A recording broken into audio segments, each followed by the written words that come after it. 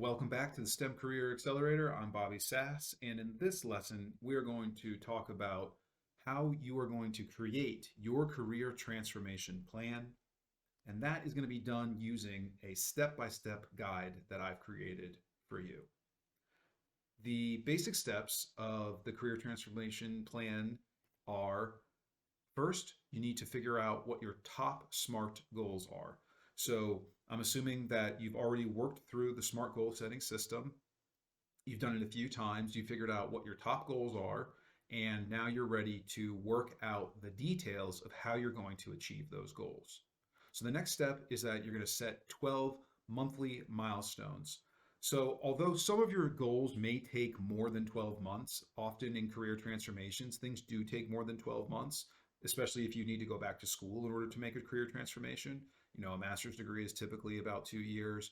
If you're going to go back for a PhD, that might be another 4 years, or even a new bachelor's degree might be about 4 years. So it really depends on your specific situation. But what creates a workable goal towards the long term plan is to look at a year, 12 months. And for each of those 12 months, you need to set a key milestone and then break that down into the next 60 days. Make a plan for the next 2 months and then make a plan for specifically the next month. And through each of these processes or each of these steps, you're going to go from a goal to 12 milestones, which is more detail, and then look at the first, the net, or the rather the next 2 months, the next 60 days, and make a more detailed plan towards those two milestones, and then make an even more detailed plan for the first of those 30 days for the 60-day plan, and then boil that down into a weekly plan. So typically that's going to be the next 4 weeks, or at least the next 2 weeks, and then break that down into daily tasks and plan those out. So let me walk you through the guide.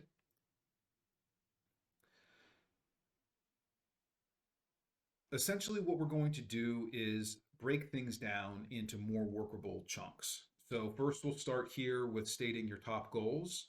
And I want you to make sure that you're using the SMART goal setting system. And in particular, at this point, for your top two goals, you may have three, but try to keep it to your top two goals. Focus on what is specific about these goals, what is measurable about these goals, and what the time frame of these goals is. That is going to help you to really hone in on the next steps. And then you're going to go down and set your monthly milestones. Your top goals are the big picture. Breaking them down into more details is going to be a brainstorming exercise at first. So look at your top goals and then think about the smaller steps, the smaller goals that make a part of those two top goals. List everything that you're going to need to do in order to accomplish those two goals. Of course, do this separately. Do the first goal and then the second goal and do them separately. Don't try to do everything in each step all at once for both goals. Go through the first goal and then go through the second goal with all of the steps. And this list, this brainstorm list, could be quite long because frankly, it may take several years to accomplish all these goals. But then you're going to group those brainstormed lists into subcategories. And these are going to basically form the major milestones. And then you're going to look at the sequencing of these milestones and then chunk it out so that you have about 12 monthly milestones after you go through this process. And right now, you don't really need to plan beyond a year. Planning for 12 months is plenty of time to plan for because things will change. Life comes at you, and there are always good reasons why we need to adjust our plan. We refine our plan as we go, but it's really important to try your best to create a 12-month plan. And this is a basic plan. It's not all of the details for all 12 months because what you're going to do in the next step is break down the details for the 60 days. But before you do that, you have to put these 12 sub goal milestones into an order, because we want to work on the first two of these milestones, the two top priorities that you have put into order. We want to work on those first. And those two top priorities then come down and become the basis for forming your 60-day plan. So then you can do a similar exercise where you brainstorm down for the next 60 days what are all of the things you're going to need to do to reach each of these next two monthly milestones. And then once you've broken that down, again, prioritize. Figure out what needs to be done before you move on to the other tasks. Put them in that order of priority.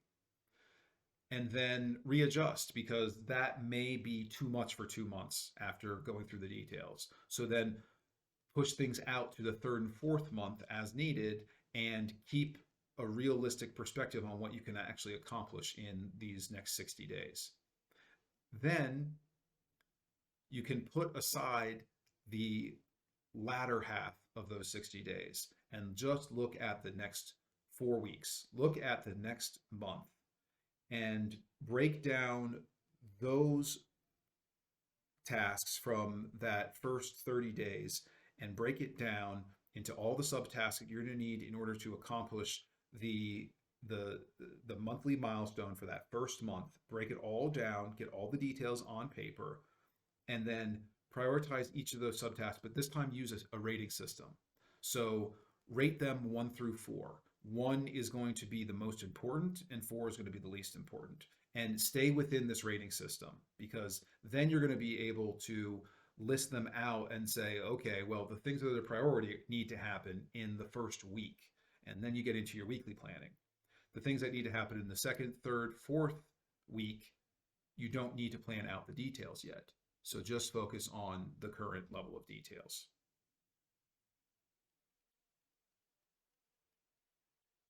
All right. Then you're going to form basically that weekly plan into daily tasks and an action list.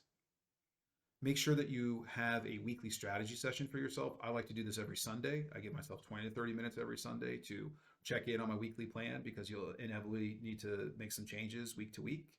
Make sure that you write a ta-da list. It's not a to-do list, it sounds like it, but it's ta-da. Celebrate, reward yourself.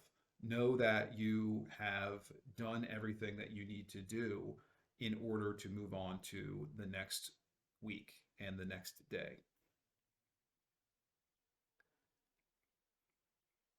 And then this daily plan, you can use this basic example that I've put forward here. It gives you the priority for the day. It doesn't necessarily say what the schedule is. Scheduling is different. Schedule in your calendar. This plan is separate from your calendar. Ultimately, things from this plan need to go onto a calendar. You need to schedule these, set reminders, keep yourself accountable, all those sorts of things. But this daily plan says what the big goals are for the day. And so the priority might be to write out your top 2 goals and use the SMART system to do that. And then and then you're going to need to brainstorm the six of the monthly milestones. So, break it down to chunks. You don't have to do all 12 at first. Try to figure out the first 6 months. But you know what? That is second priority or third priority, to walk in your dog. And do things like stacking up the functions, stacking up the sequences of things that you do, so that you can double down and become more efficient and improve your performance. So when you're walking your dog, listen to a podcast.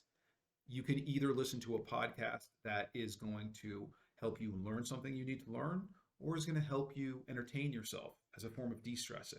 So maybe you say, I'm going to walk my dog for 30 minutes and it's time to walk your dog.